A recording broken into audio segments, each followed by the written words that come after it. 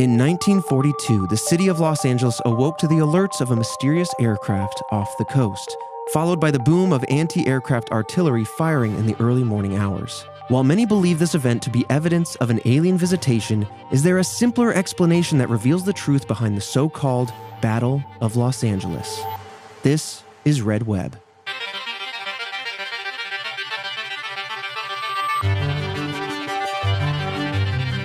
Welcome back, Task Force, to Red Web, the podcast all about internet mysteries, the supernatural phenomenon behind this world, and unsolved true crime. I'm your resident mystery enthusiast, Trevor Collins, and joining me hearing this mystery for the very first time, Alfredo Diaz. I saw this. It was a documentary, like Battle for LA or something like that. You talking about Battle Los Angeles, the movie? Yeah. Yeah, it was kind of based on this. Is it? So yeah, you know there what? Aliens in that? You got a leg up.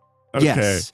That is based I don't on remember any of that terrible movie. Okay, I don't know if I even saw it, to be honest, but yes, there are headlines in there based on the real headlines, except falsified to lean more into the alien mystery of it all. Like that is the Hollywood aspect of it. Yes, the Hollywood aspect. And then Rihanna was in Battleships. Yes, Battleship, yeah. Yes, That's a movie. Okay, I forgot about that one.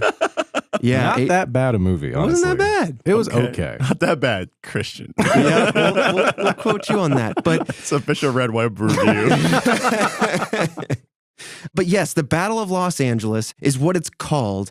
And UFOologists, alien believers, really pinpoint this moment, this event, as proof of an alien encounter. We're going to talk about that in the theories, but I really want to break down, one, the historical context of this whole event, and then two, the incident itself, because it was pretty shocking that I hadn't heard about this growing up. Yeah. Because of how wild and I'm sure insane it was for anybody who was in LA at the time. What year was this? This was 1942. Okay. Oh, yeah. So we're going to kind of contextualize it in history, because any history buff out there knows we had just entered, as a nation, the United States, World War II by this point. Maybe just a few months into it. See, now a lot of my thoughts going to go into what if it was just like a rogue plane, or they sent some kind of stealth plane our way. Mm-hmm. We're going to talk about all that in the theories. Kind of sets it into that mindset. Absolutely. So let's go ahead and wind back the clock. You know, the attack on Pearl Harbor just took place in December 7th, 1941. And that's 2.5 months prior to this incident. The following day, of course, the U.S. declared war and began its involvement in World War II. Paranoia at this point had spread across the country, but rumors and fears of an impending attack by the Japanese kept the West Coast on edge for weeks. You grew up in San Francisco. I don't know if you know much about this particular window of history. No, but there's a lot of places in San Francisco where you can like go and learn about like the ships that they had lined up and like how the Navy approached it from like the Bay Area coastline and stuff like that. So. Absolutely. So without, being exhaustive, there were rumors, including reports of a Japanese submarine off the coast of Alaska, rumors of a Japanese aircraft carrier off the coast of the San Francisco Bay. Jesus. These rumors. Terrifying. Oh, absolutely. And so you don't really know what's out there, so people are kind of on edge. And the rumors then led to the issuing of various citywide blackouts all along the coast. So that way at night, black out your windows, so that way they can't really pinpoint where the city might be if they are out there, right? So basically just trying to give context to the environment that we're entering psychologically. In fact, just a day prior to this incident, on February 23rd, there was a Japanese submarine that attacked ships 10 miles north. So we're talking about the Los Angeles area. There was an attack off the coast of Santa Barbara, which is just north up the coast, and that was on the Elwood oil field. I had no idea that they were this close to our coast. That's very frightening. Also, like the whole turn off the lights thing, blackout, fantastic. I feel like it takes one neighbor to mess that up. Oh, right. You're right. And then, like, someone's cooking and grilling. Someone's doing, exactly. There's a bonfire. Someone's doing something. People don't got blackout curtains. They got the TVs, the tubes going, stuff like that. And so you could tell. Yeah. But I guess like not to have it, like lit up to the point where like you could see from outer space, right? Thing. You might think, is that a whole city, or is that just one bad neighbor? Maybe there's more solidarity 100 years ago. I don't know. That's but true. In that incident, just to kind of close the book on that one, there were no deaths, but the military believed a bigger attack may follow.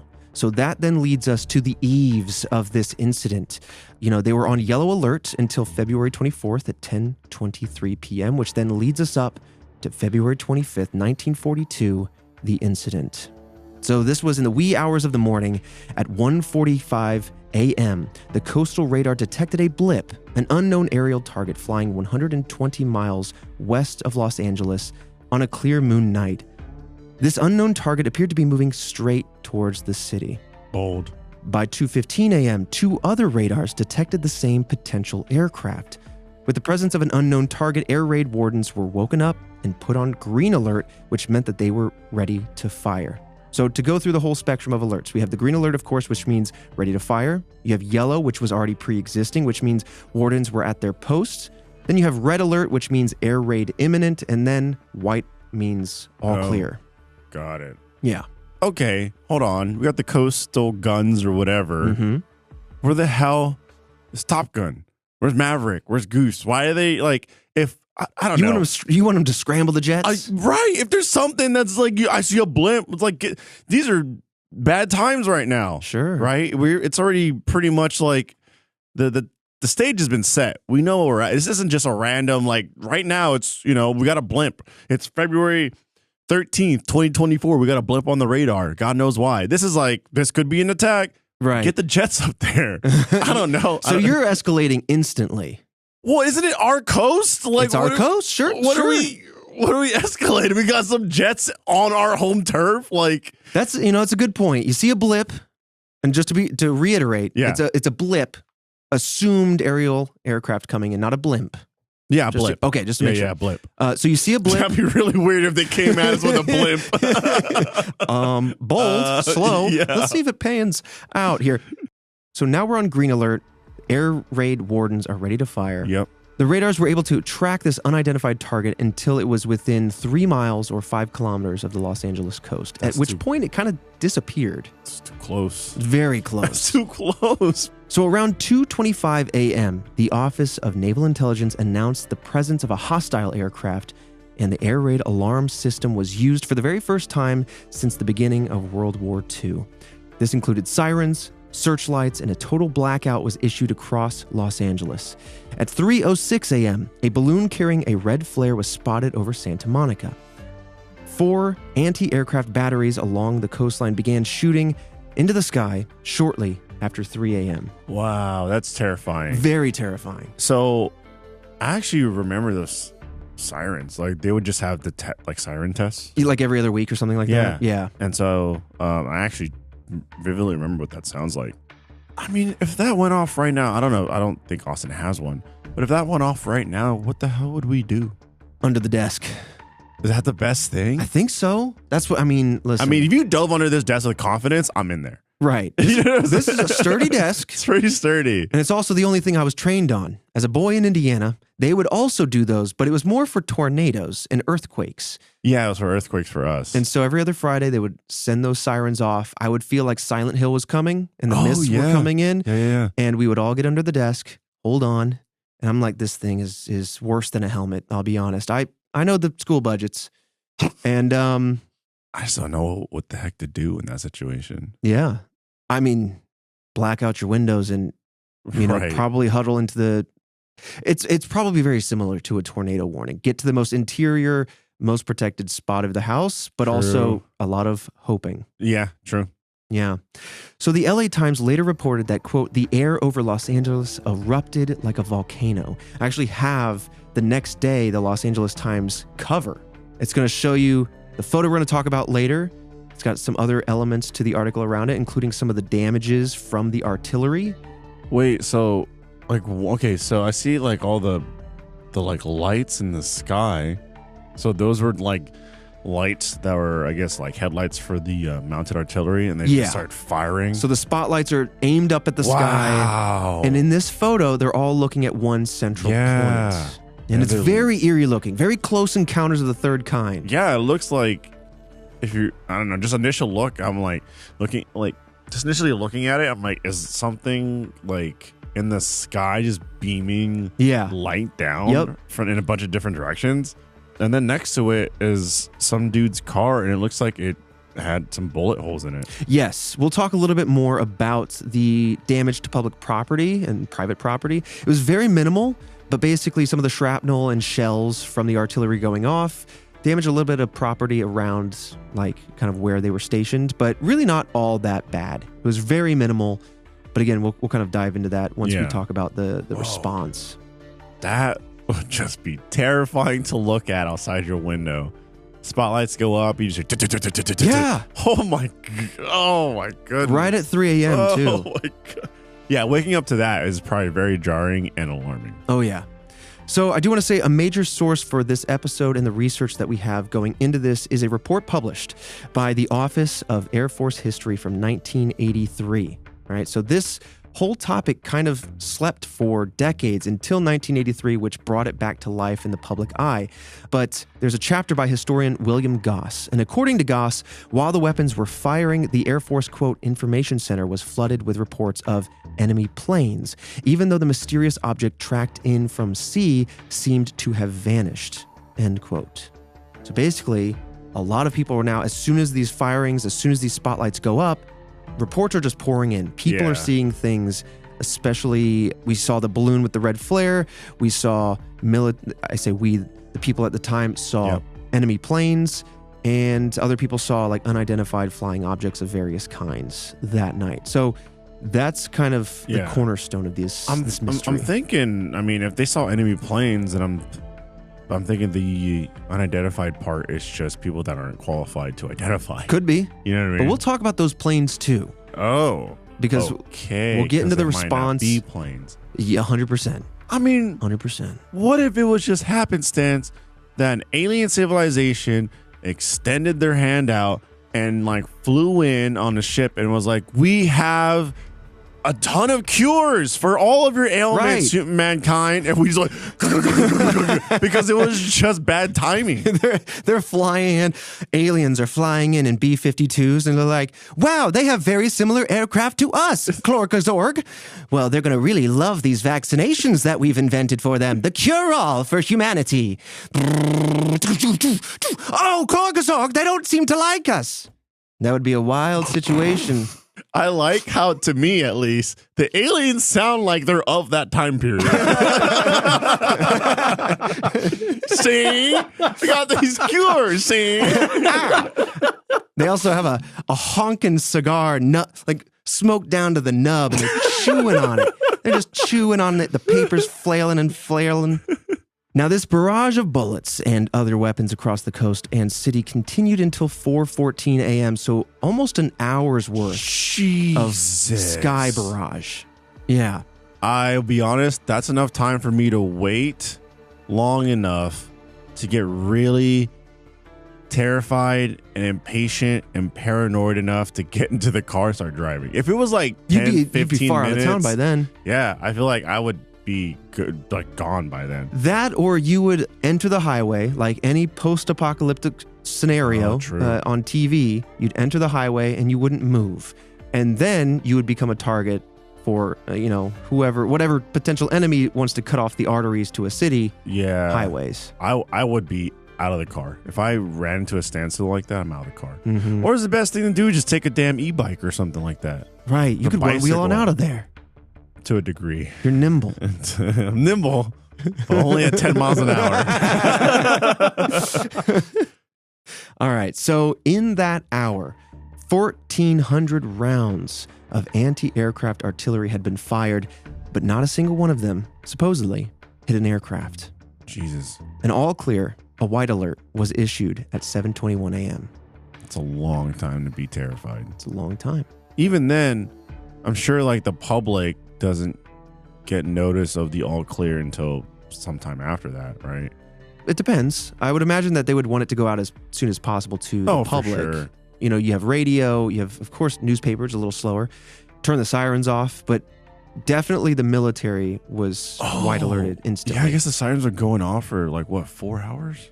I don't know if they were going off the entire time, yeah, but at least during the barrage, they must have been going off. Oh my God. So a very frightening, to say the least, and which is why it's kind of like shocking, even if it didn't amount to anything, that it wasn't kind of part of the conversation in history class. But let's now talk about the response. What happened after? Of course, we're looking for answers. What was flying that night? Who might have been flying that night, especially given the historical context? Was it Japanese enemies along the coast? Were we under attack? Were we firing at anything?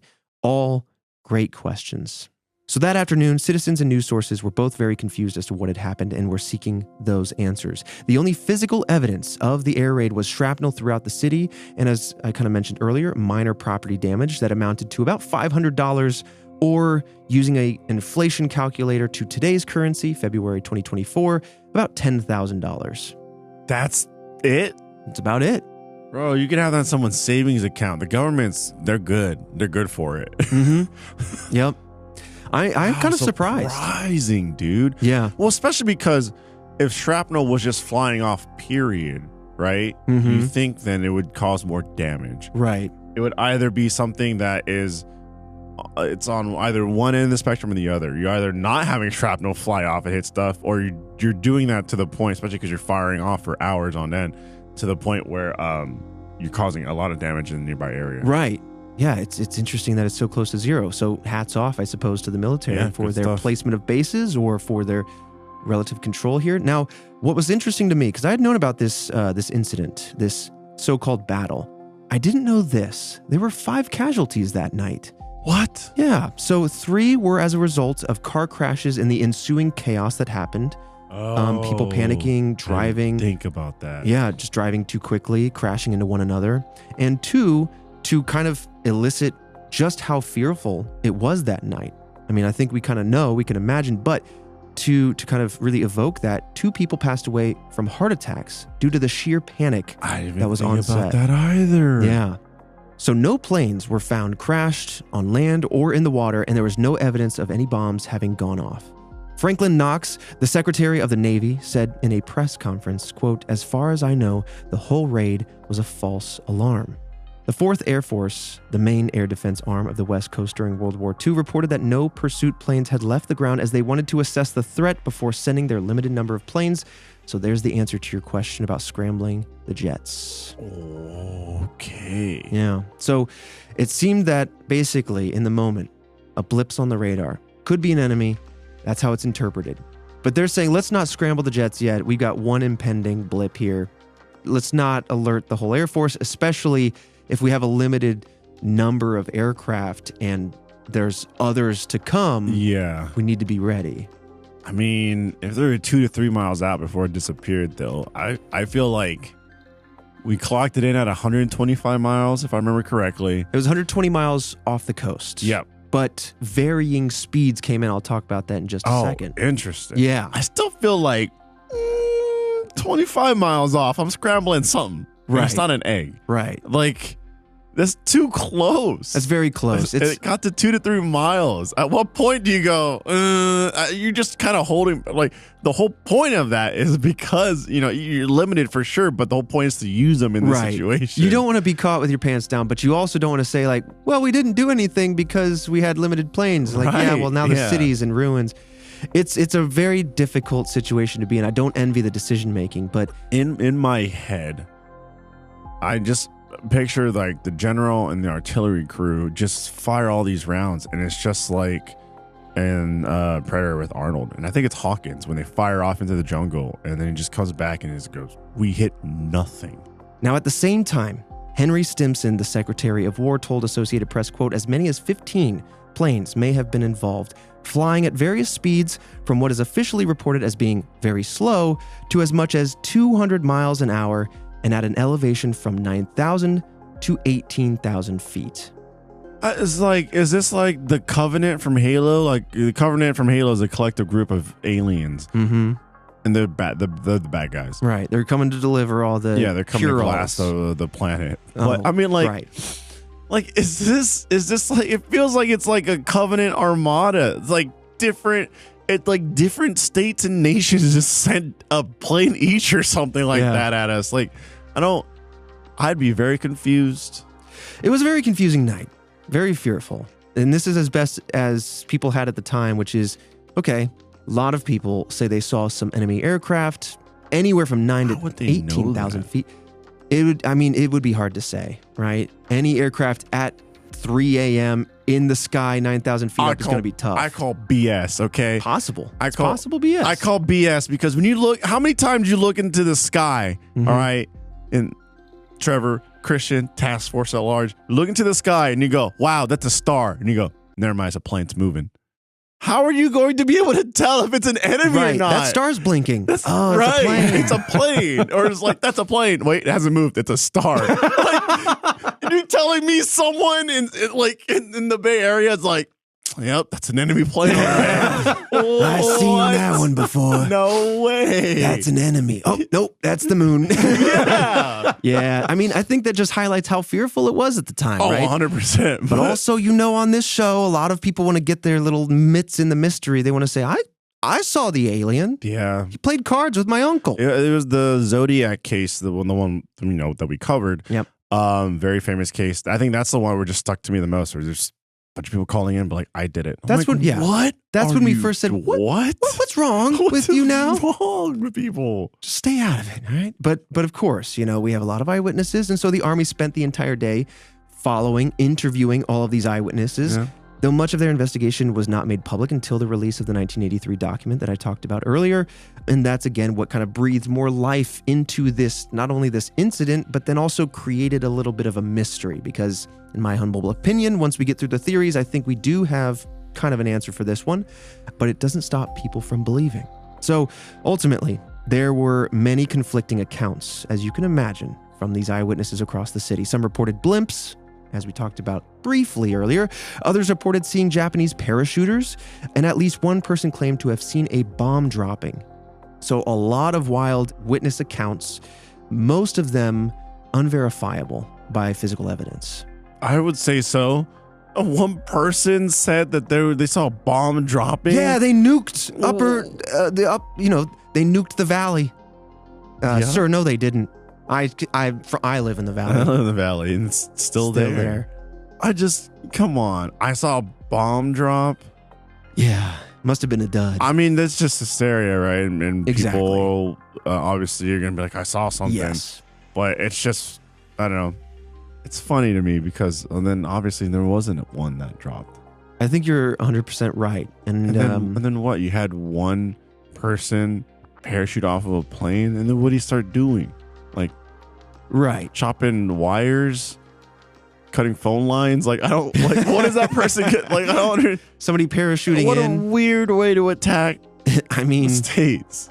I think it's easy in the dark of night with these spotlights and a lot of aerial explosions going off to either misidentify something or see something and then misremember it, especially in the chaos of the night and the cloud of fear.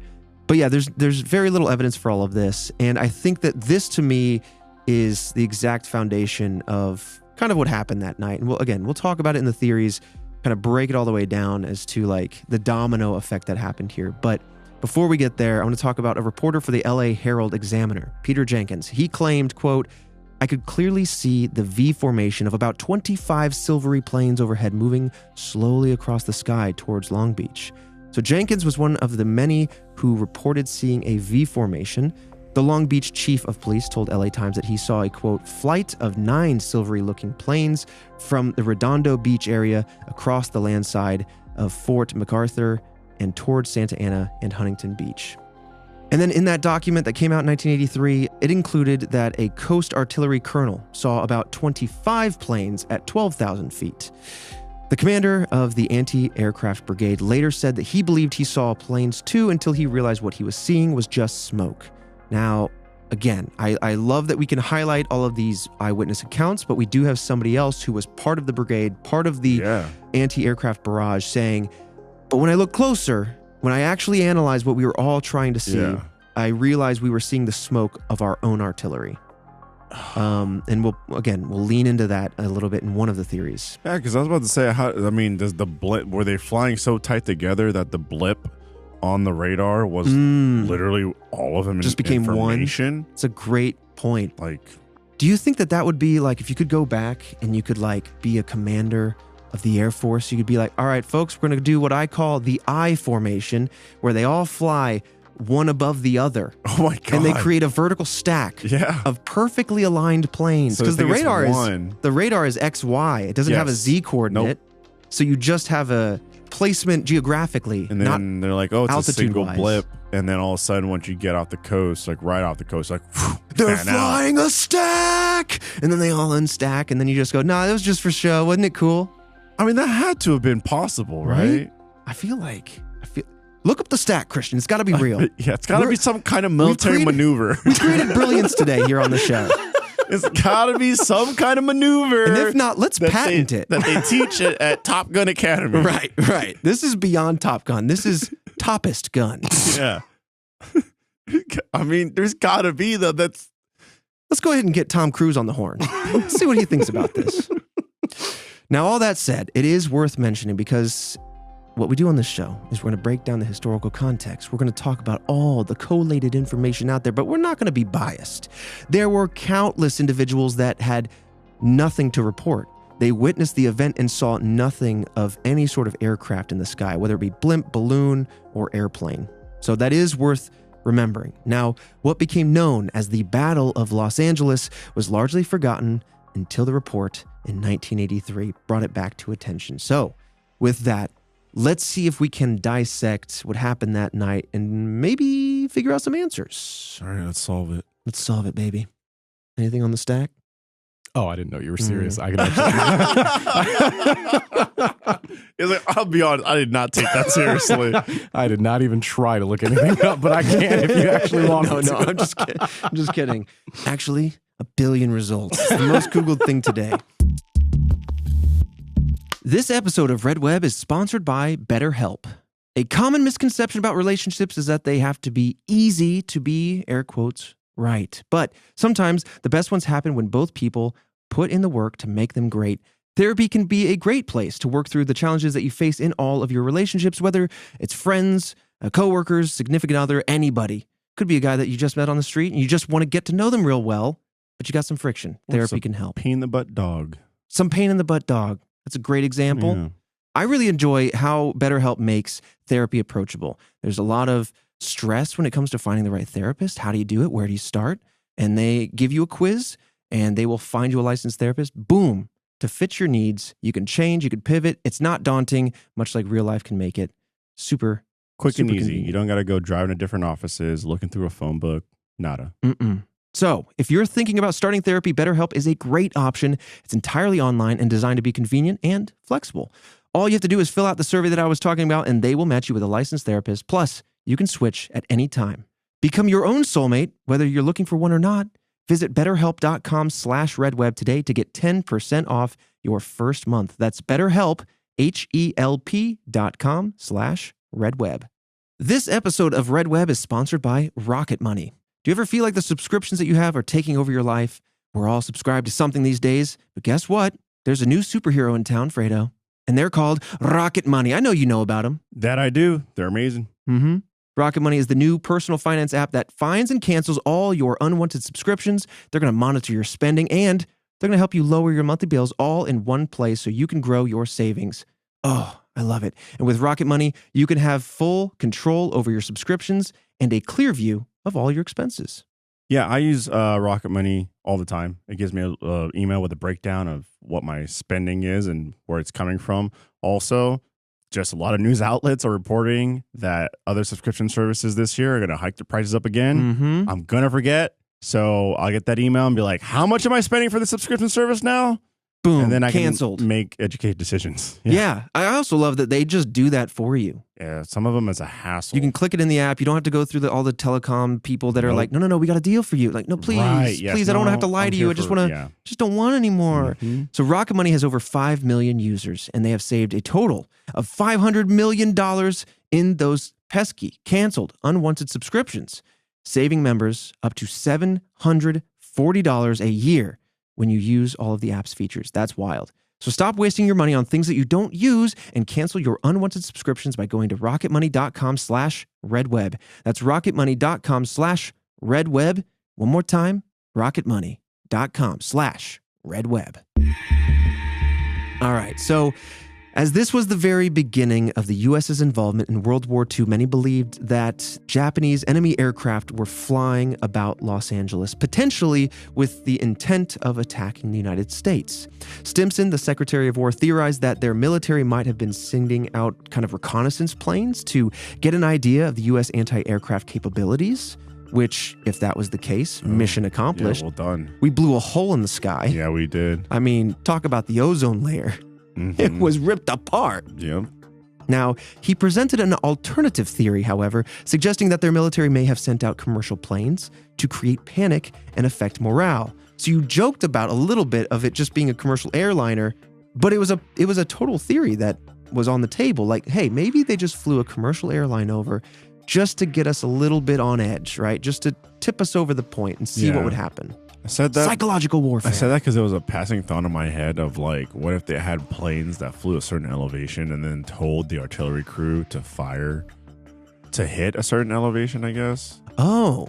You know what I mean? You mean like flying specifically above range or like? Yeah, probably like specifically above range. Yeah. And then to induce fear into the nation. Yeah. But it also kind of seems like the thing is, the one thing that kind of makes me go against that theory is the fact that it seems like this was kind of forgotten pretty quickly. Yeah. In the sense of like, whoa, that was wild. Anyways, moving on. Yeah. And then like, I mean, you use the word multiple times, forgotten until like the 80s or something like that. Yep. And so, I mean, mission not accomplished. True. You probably just instilled fear into like a city and that was it. Didn't seem like it was a nationwide thing. Didn't seem like the government kind of like really fell on that and was like, look, this happened. 100%. So, yeah. Yeah, it's one of those things that I notice in the early to mid-century mysteries in the 1900s is that kind of the next day after these things happen, people read the news and go, absolutely, that must be it. Nowadays, there is a total different disposition regarding news, something that I hope to read in sociological reports in decades to come. But basically, we have a different relationship now to news and government responses than I think they did then. And whether that's because it was the actual answer or propaganda, you know, it all depends on the particular event we're looking at. But in this case, the people of Los Angeles read the news and said, got it. Because again, you saw the paper there. It doesn't say anything about UFOs. It doesn't say anything kind of alarmist, more like that. That was more of the upswing of UFO sightings and UFOlogy that happened kind of into the 60s and 70s with Project Blue Book. That's what inserted it into the zeitgeist. And so when this came around back in the 80s, people said, oh, this also must have been an event. Yeah. Regarding UFOs and aliens. Oh, I completely agree. I think nowadays you have headline readers, right? You know what I mean? God, it's so much easier. It's quick and easy. Like if you could put an article to the task force in HQ and it's just like Alfredo's eye drifts. And then people are like, he's got a drifting eye, bro. He's got an oscillating eye. It's like, no, if you read the article, it like drifts onto target. You know what I mean? Right. It really nailed the stonks for Red Web. But people are gonna be headline readers and they'll be like, oh my god, he's got a drifting eye. So like, yeah, I mean, I see a lot of people nowadays that like will just tweet out about something and I'm like, oh, you didn't read like past the headline. React to the headline and not read the material. It's it's a clouded world with lots of things to read and my eyes scroll slowly. They pick up these words very tediously. Just say it to me with words. Now, what's interesting, and a wrinkle to this particular theory, is that after the war ended, Japan's military claimed that they had not sent any aircraft over during this time period. So yes, the day prior, there might have been an attack by a Japanese submarine in the area. There may have been validity to the rumors of a submarine near Alaska or the aircraft carrier. Again, those are still rumors to this day. But they did say, nope, during that day, during that time period, we did not send any aircraft over. That wasn't us. And was this around the time of the... This would have been after World War II had kind of concluded. Oh, okay. Because I was about to say, like, if it was literally around the same time, it'd be really weird to be like, hey, we may have bombed you guys at Pearl Harbor, but that wasn't us. Right. I'm like, how are we communicating so casually? Why are they telling us anything? Oh, yeah. No, it was after everything had kind of settled. Now, on top of that... Who the hell Yeah. Now, on top of that, if there were as many planes as some reports had claimed, then it's very likely that at least one of them would have been shot down, and then either been discovered on land or sea. And again, no crash plane had ever been found. Especially with some reports citing planes as low as 9,000 feet. That would have been a much more common eyewitness account. And what's interesting is that there were few reported sightings of planes being shot down, but again, no physical evidence. So now we have people claiming, I saw it get shot down. I saw it over there. No evidence. So this kind of starts to raise questions about the validity of the wider swath of eyewitness accounts out there. See, now I see why people think aliens. Because we started off with, was it aliens? And now I'm sitting, and then we got into the meat of it, and I was like, oh man, it's no way. You can see planes. It's the planes. It's obviously planes. Yeah. And then now I'm back on the alien train because, where the hell was any plane at all? It's an interesting, we'll dissect every angle. So another theory at the time, again, removing our knowledge of history, we're taking ourselves back to 1942. What did they believe at the time? What were their theories? Another one at that time that was generally agreed upon, even to this day, was that the citizens of Los Angeles had attacked a weather balloon. According to Goss, meteorological balloons were often released above Los Angeles during this time period. Additionally, balloons could be responsible for several sightings. There was at least one confirmed sighting of a balloon carrying a red flare, though what this flare was doing, where it came from, and why it was there is kind of unknown. Or what the flare even indicated is unknown. No one ever stood forward to claim that one. Stimson described what he called planes as moving very slowly, and so it's possible that those could have been balloons just by the nature of their speed. And some witnesses reported that they saw a blimp, and it's possible that instead of a blimp, they just misassociated a balloon as a blimp, again, given its shape and given its speed. Now, as anything has a wrinkle to it, every theory has a wrinkle. Many have argued that it's strange that over 1,400 rounds were fired into the sky and were unable to bring this balloon down. It's a really tough balloon, dude. That said, the balloon kind of just keeps going up. There's no altitude control. So maybe it just kept going up. Or maybe it did come down and you just couldn't find the needle in the haystack, the pop balloon in the Los Angeles County of it all. Yeah, you're not wrong. You know? Oh, man, a balloon? What's the excuse for it being so far off the coast? For the balloon? Yeah. Oh, that's a good question. Well, I mean, it does kind of bring into question the radar part of it all, right? So yeah, the balloon doesn't explain what was seen, to your point, on 3 different radars at 2 different times. Dang. Not fully, anyway. I feel like that the radar portion is pretty concrete. It is, but then I threw some wrinkles in. Okay, so we'll start one by one. Balloons are too slow to pick up the speed that was reported by the people seeing it on radar. So that's one kind of wrinkle. But according to ABC News aviation analyst John Nance, a weather balloon could possibly pop up on a radar, but due to its slow speed and lack of metal, it would likely appear as, quote, just a little noise. And I say this to kind of open up, as I like to do, the wrinkle to the wrinkle, to reopen the theory to possibility. According to a report by British radar expert, the U.S. military did not have adequate radar equipment, and there were too few stations along the West Coast.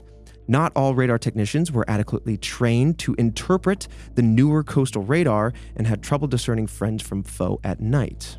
Oh my goodness. Of course. There's some random monkey wrench thrown into the system. Oh yeah. So is it possible, I posed the question to UN Task Force, is it possible that the radars and these technicians had mistakenly detected some form of aerial target when there was none? Did they pick up some noise and misinterpret it as a plane? Could this explain why this blip then disappeared as it approached the coast? It is all viable in my mind. Damn. I hate this podcast. Anything that I can like put some stocks in, instantly it's like, well, I don't know. Each theory really you start can't. to go, well, hold on now. Yeah. I get hit with something that like rattles me. Yeah. My theories to its core. It would require, right, 3 separate radar stations to have the same collection of errors. Yeah. Whether it be technologically or interpretive wise, but it's possible that the weather balloon noise was interpreted as something more substantial. And then this would open the door to the final theory we're going to talk about in just a second. But we got to talk about UFOs before we get there. I mean, even then, if you have the inexperienced station getting to it first and reporting to the other stations, then, it could just trickle down. Right? Yes. It could easily be like, well, that's what they saw. Yeah, you're swaying. I'm seeing a little bit of something, so maybe that's what that is. Yeah, you're swaying the minds of others to see it the way you're seeing it. Mm-hmm. Now, as you were kind of indicating when we were talking about the early part of the balloon theory, it is due to those very wrinkles that many believe that a UFO visited Los Angeles that night. An alien aircraft might explain why the object had varying speeds, wildly varying altitudes, and also disappeared from the radar as it approached land. One particular photograph from that night that I have in front of you, it was on the front page of the Los Angeles Times, but this particular photo has been used many times as evidence of UFO activity. In this famous image, multiple searchlights are pointing at one shining object in the sky. The object looks like a stereotypical flying saucer, and like I said, it literally looks like the cover to the movie Close Encounters of the Third Kind. I mean, yeah, that's the thing. It looks like they're staring right at something. And it does look like they're staring at something. They're all locked into the same thing. It's such an awesome photo, but illusions happen. And that doesn't mean that the illusion is real.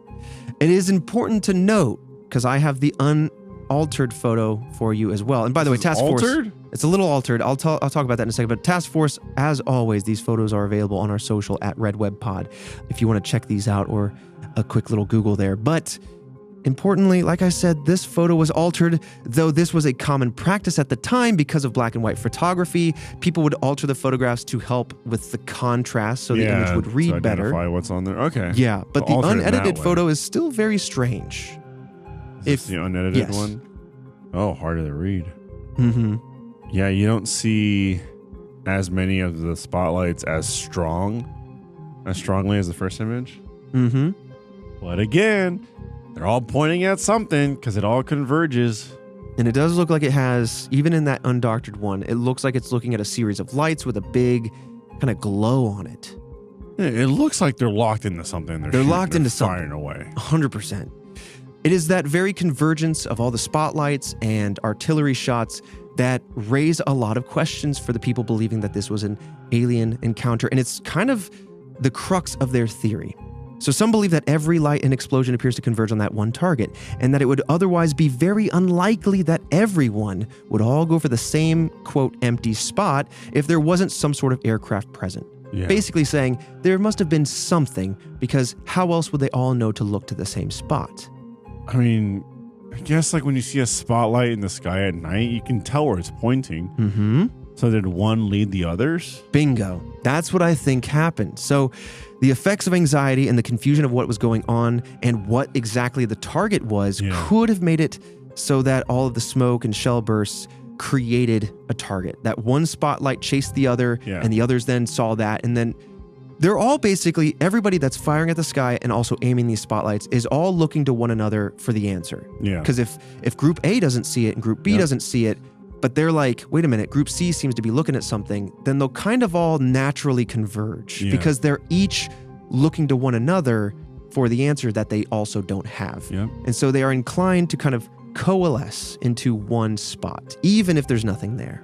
Dude, in my opinion. This is like, for example, take the three of us. Say we're hunting for Bigfoot and we bring like 15 task force members and we're all equipped with rifles with shock bullets, right? I'll be honest, even myself, if Christian goes firing, if we're hearing stuff, if we're hearing growls, we can't explain this stuff, paranoia is setting in, panic, if Christian starts firing off at one direction, I'm with you. And I'm running from that direction. I'm not questioning that. You know what I mean? I'm letting loose. And I bet you Trevor and the other 15 members of the task force that are there are all firing in that same direction too. And someone's going to catch a stray little shock. The task force is not... We're firing tase bullets. We're not an elite group. So we're definitely tasing a bit of ourselves in the process. About a third of us are going down with a taser.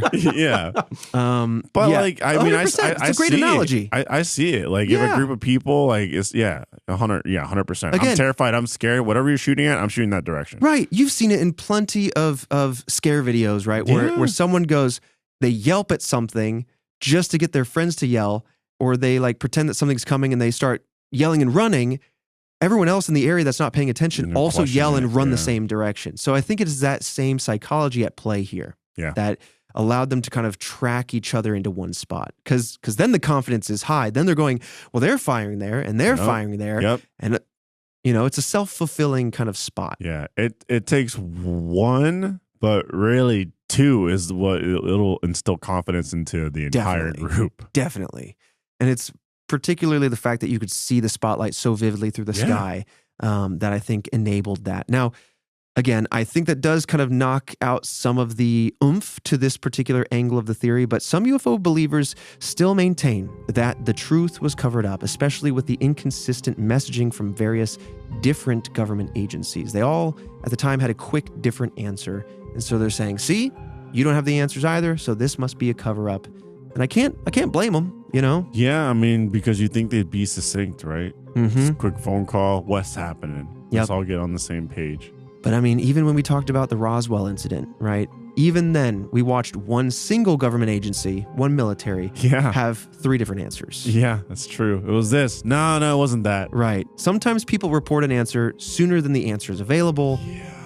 Doesn't mean it's a cover-up always. Sometimes it's just miscommunication. But of course, as always with a UFO encounter, it's there's no way of knowing for sure. No. At least not until they tell us. Well, yeah. No way of us knowing till the government Christian spills knows. the beans. Christian knows for sure. Can you imagine if we were just the 3 of us out and about and we just got Bill Murray'd by an alien? They said, no one's going to believe you. Right. An alien just comes in and then just touches our minds, and we have all the information of an alien race, all that, all the answers to everything about that alien race. Mm-hmm. If we just came back and started talking about it, no one would believe us. They'd be like, you're just making that up. I kissed an alien named Glorp, but Lorp. And no one will believe you. You can talk about the texture of the lips. No one's ever going to believe that they have 4 lips. Yeah, and where it was located. It was very awkward where the mouth was. This I don't know how they eat. Out of his gourd right now. Yeah, and no one will believe me. You're right. They have got straws for fingers. And he was. I don't know why they have hollow fingers, but and he was sipping the juice. But I don't know what I mean. Trevor would be the one to sip an alien's finger straw. If they asked me to try the straw, I would say I would. I'd honestly have to say I'd get right in there. And I'd take one for you, humanity. He's too curious. But no one would believe you, No dude. one would believe me either. No one would And when I believe came you. back saying it tasted like grape juice. Right. But the real grape flavor, not the fake Concord flavor. Yeah. Like red grapes. Yep, and it just flows through them. God, it's good. And now it flows through you. And it could be yours for the low, low price of just accepting them when they come. All right, but let's talk about the more grounded reality here, I think. Because others have argued that the true catalyst behind the Battle of Los Angeles was the palpable anxiety of war and that there was nothing in the skies that night. Oh. In other words, the recent declaration of war and the attack from Japanese submarines just up the coast the day prior created a powder keg and a subsequent domino effect for the city of Los Angeles. As mentioned earlier, the sky was clear before the so-called battle, and there were no reports of planes until the alarm went off, after which the objects seen by eyewitnesses could have simply been explosion smoke and shell bursts, all from our own military's anti-aircraft artillery exploding. Though the sighting of the balloon, right, with the flare on it, is the only confirmed sighting from that night. It's still unknown where the flare came from, and despite being a confirmed sighting, there too exists no evidence of that balloon and that flare. So really what it seems like to me is because of the attack the previous day, because of the heightened anxiety from the months prior, and because the military literally was saying, we've got a yellow alert the day before, we're expecting an impending attack, I think we set ourselves up for a powder keg of domino effects. Yeah. And then it all went off, right? One thing led to the next thing, and it just kind of, we created a very heightened scenario where we were then firing at the sky. Yeah, I mean, honestly, I think it's just simply that. I think it's nothing but just, we were on high alert. I mean, what, like a day or two before? Yes, Pearl Harbor the happened? evening. Well, so it was 2.5 months after Pearl Harbor. Oh, 2.5 months after Pearl Harbor. But it was literally the previous evening they were expecting an impending attack because of the submarine attack within the previous 24 hours. So, oh man, I mean, like, we are really everyone is stressed out, on high alert, and just thinking something's going to happen. Yeah.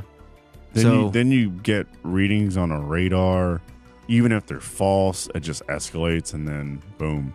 Yep. Now, I know Task Force, we talked about this case throughout various episodes. I'm really happy we finally got to talk about this one. It's kind of a cornerstone for a lot of UFO cases and UFO believers. But yeah, I mean, these pictures are wild. They're so cool, too. But I do have to say that I think walking away from this one, that we do have an answer. That, again, it's the anxieties of war. It's all of the precautions. Yeah. It's the perfect powder keg to set us up for essentially just firing a hole in the atmosphere out of an abundance of caution and a little bit of fear. Yeah, I agree. I completely agree. But man, it's still a fascinating case purely from a psychological standpoint. Mm-hmm. And I can totally see why people want to put UFO into the spot, because it's an easy answer. Right? The picture is going to stick with me. It's just all these spotlights like firing at the sky. And it's going to stick with you too, because it created the, let's just say it, pinnacle of film, Battle Los Angeles.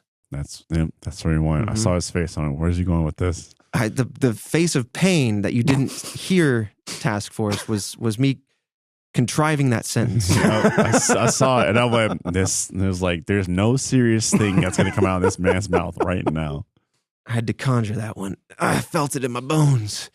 I still, you know what? Whoa, Battle for Los Angeles for book club? Oh, no. Hold on, no. If you're talking about book club, listen, Task Force. If you like horror movies, books, graphic novels, comics, TV shows, anything horror, we talk about it. Or Fredo talks about it. You host it in book club. That is true. You guys wanted me to host something, and hosting Red Web at Book Club. Obviously, it's about more than books. We started off with a dark graphic novel called The Nice House on the Lake. So good. It's worth a read. If not, we go through every chapter and give some details and our thoughts about it.